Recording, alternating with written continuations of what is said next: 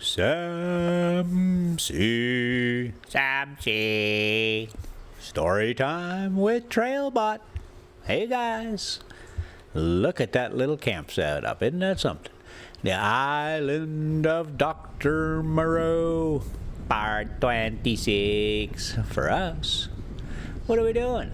Oh, we in the San Juan National Forest, and we's heading towards Kroeger Campground.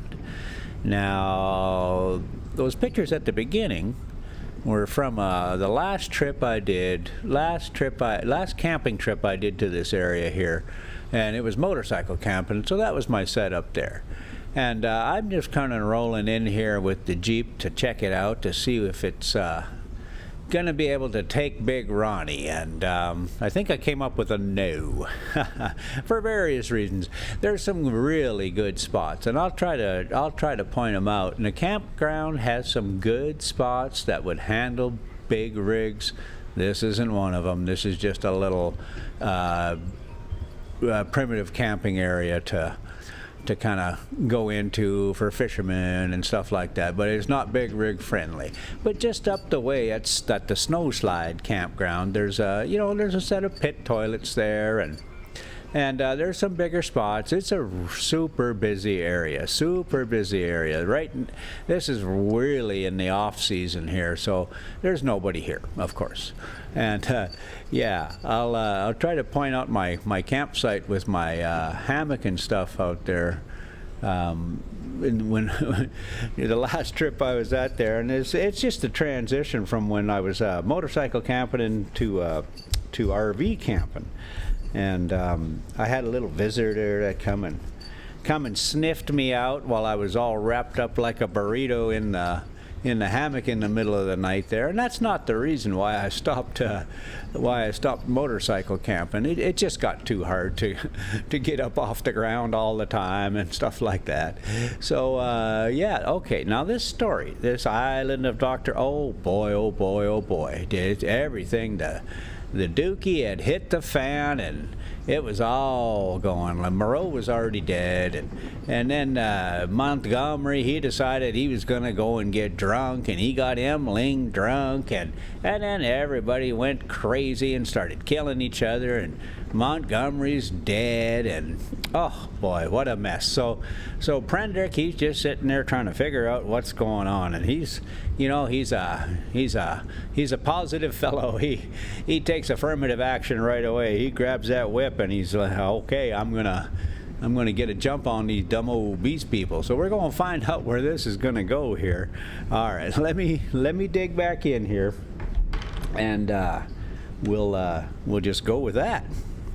They broke the law, said I, putting my foot on the sayer of the law. They have been slain, even the sayer of the law, even the other with the whip. Great is the law. Come and see. None escape, said one of them, advancing and peering. None escape, said I. Therefore hear and do as I command. They stood up, looking questioningly at one another. Stand there, said I. I picked up the hatchets and swung them by their heads from the sling of my arm, turned Montgomery over, picked up his revolver, still loaded in 2 chambers, and bending down to rummage, found half a dozen cartridges in his pocket. Take him, said I, standing up again and pointing with the whip. Take him and carry him out and cast him into the sea. They came forward, evidently still afraid of Montgomery, but still more afraid of my cracking red whiplash.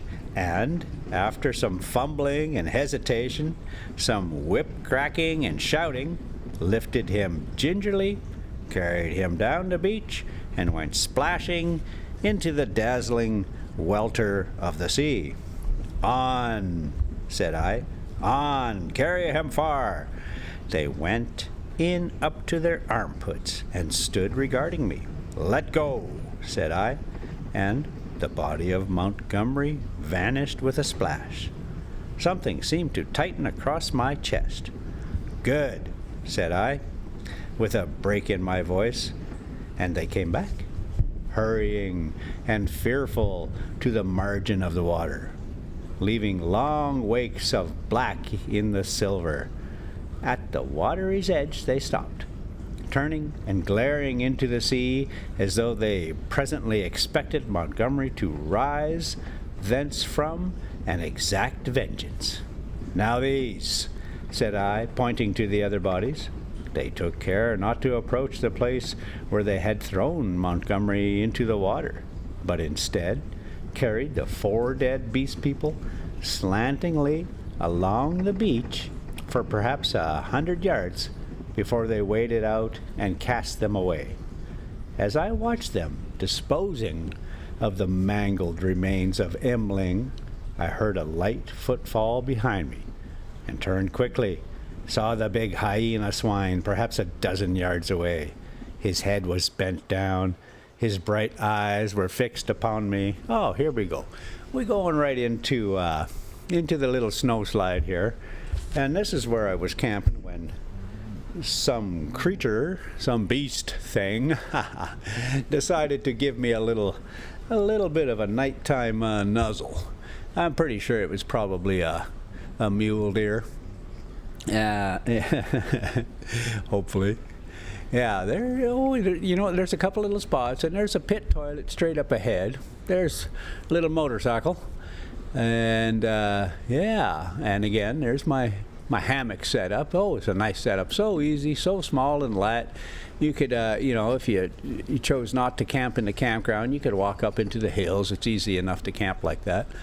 Okay, so yeah, and across the way here, there's some really good spots that Ronnie would fit into no problem. The problem is that there's no real way to be sure you're going to get a spot, because I think it's a first come first served situation, which is generally really good. I like that kind of thing. The problem over here, as in every campground, there's a host, and then there's the host's friends. So the host has a good spot, and they say, "Oh yeah, come on up. There's lots of good spots, and then they'll sit there, and then they say, "Oh, well, there's nobody here. You may as well stay longer." Well, the problem with that logic is the person who rolls up always sees somebody there. There's always somebody there. So without them checking whether you're staying for the 14 days or not, there's no real way to guarantee you're going to get a spot, unless you're in the clique and you happen to know the host. That would help. All right, so let's get back. Oh, the hyena swine. Okay. His bright eyes were fixed upon me, his stumpy hands clenched and held close by his side. He stopped in this crouching attitude when I turned, his eyes a little averted. For a moment, we stood eye to eye. I dropped the whip and snatched at the pistol in my pocket, for I meant to kill this brute, the most formidable of any left now upon the island, at the first excuse. It may seem treacherous, but so I was resolved.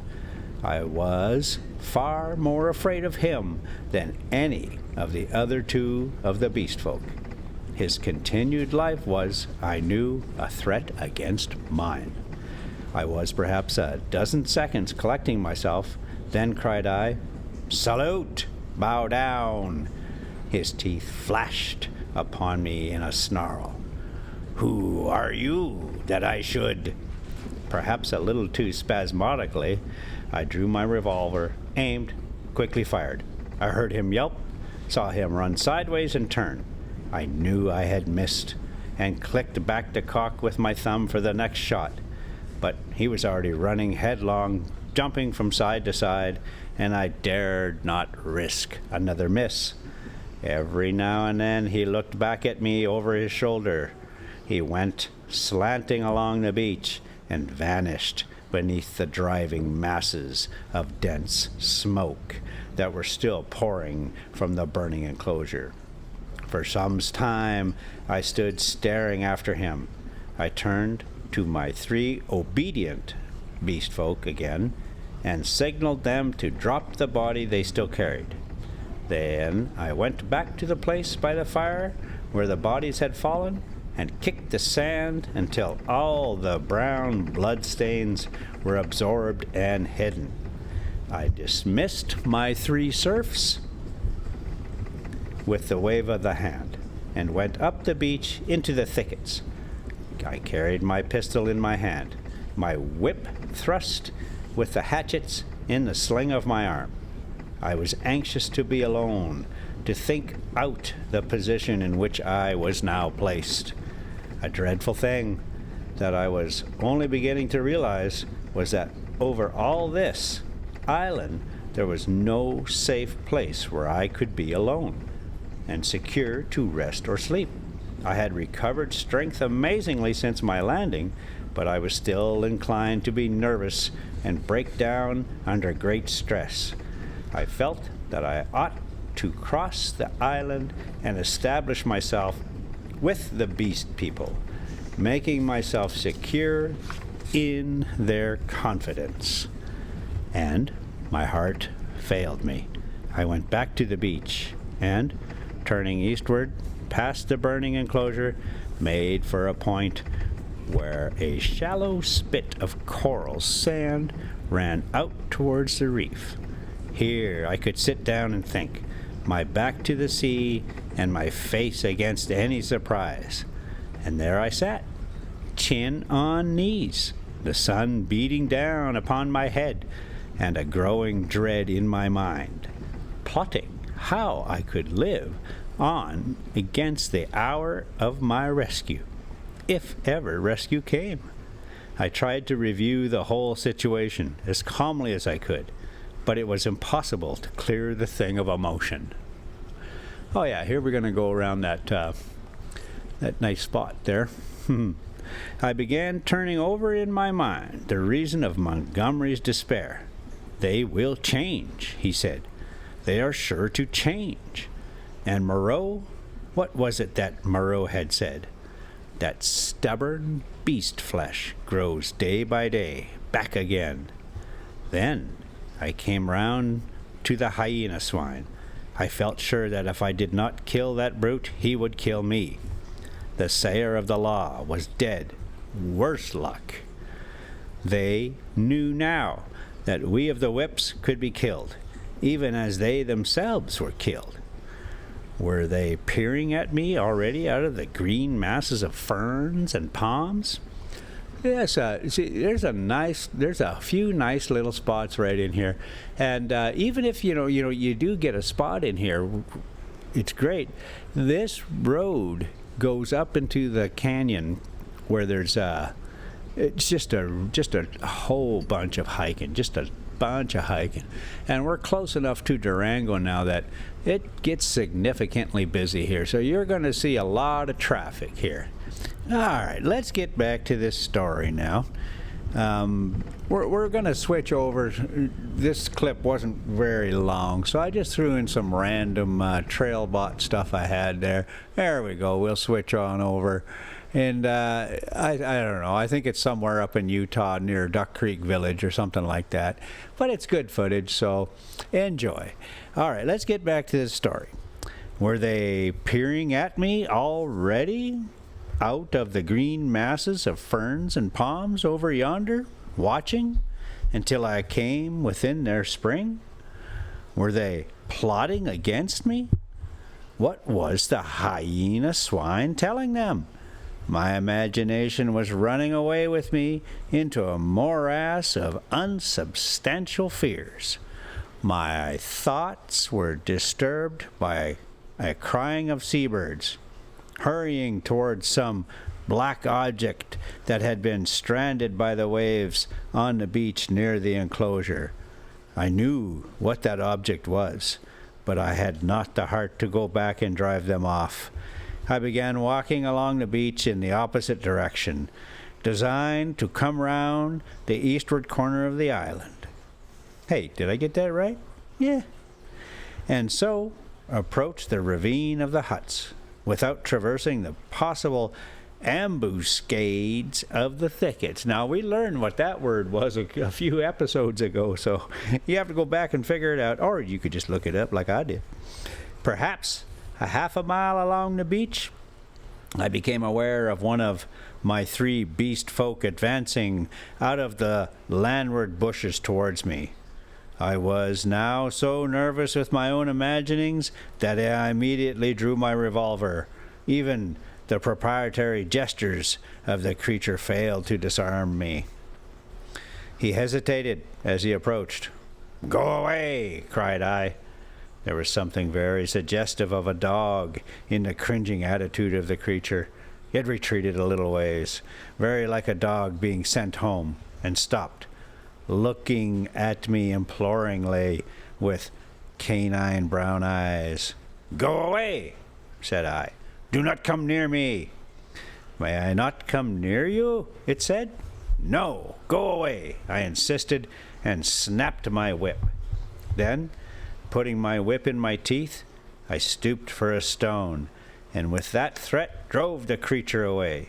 So, in solitude, I came round by the ravine of the beast people, and, hiding among the weeds and reeds that separated this crevice from the sea, I watched such of them as they appeared, trying to judge from their gestures and appearance how the death of Moreau and Montgomery and the destruction of the House of Pain had affected them.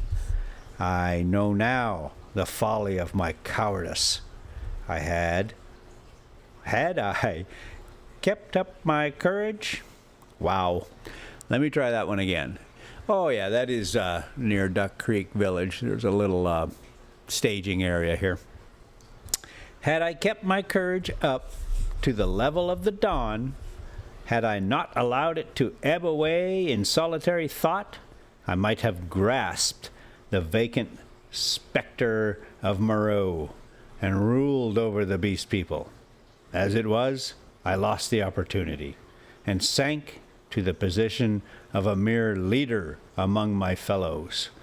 Towards noon, certain of them came and squatted, basking in the hot sand. The imperious voices of hunger and thirst prevailed over my dread.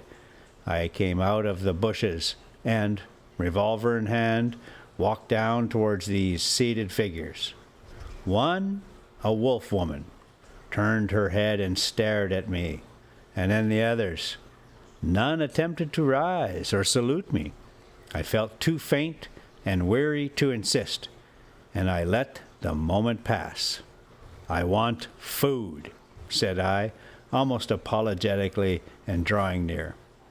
"There is food in the huts," said the ox-boar man drowsily, and looking away from me.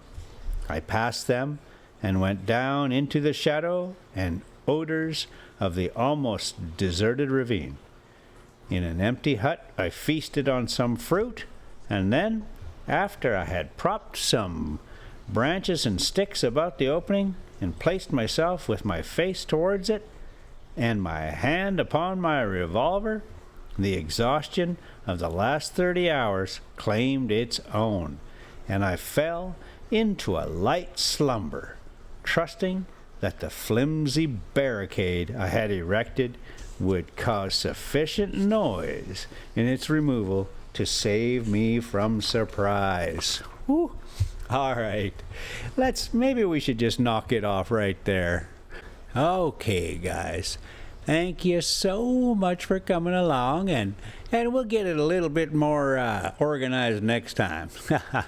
And we'll get down the road a little further. Oh, there's a fuzzy caterpillar snowslide there, and oh, there I am with the motorcycle. Hey, is it still an adventure if it's not an adventure bike? All right, Rosie, do your thing. Sam C.